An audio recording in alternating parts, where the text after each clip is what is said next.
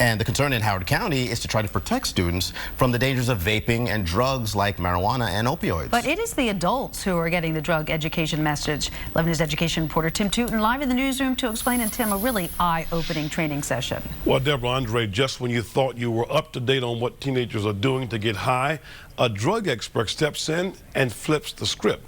Here's what I mean. Whole vial of drugs.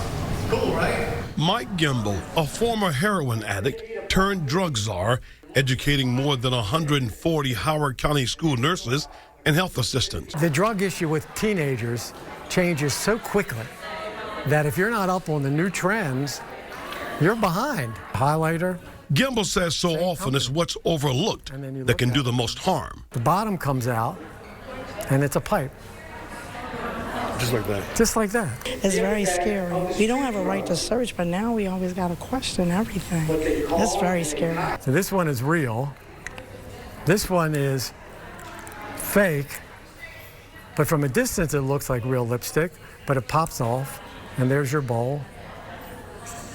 And they could just smoke some pot out of there. We have kids that sometimes we have to assess, so it'll give us some ideas. Some of this, it's been an eye-opening experience.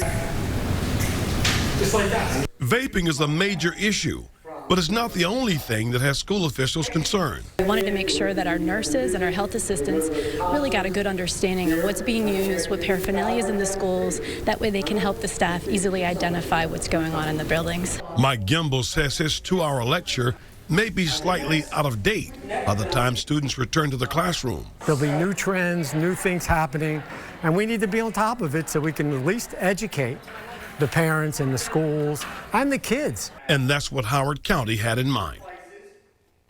Now, Howard County school officials say a grant from the governor's office made it possible to hold this morning's drug information session. Live in the 11 newsroom, Tim Tootin, WBAL TV 11 News.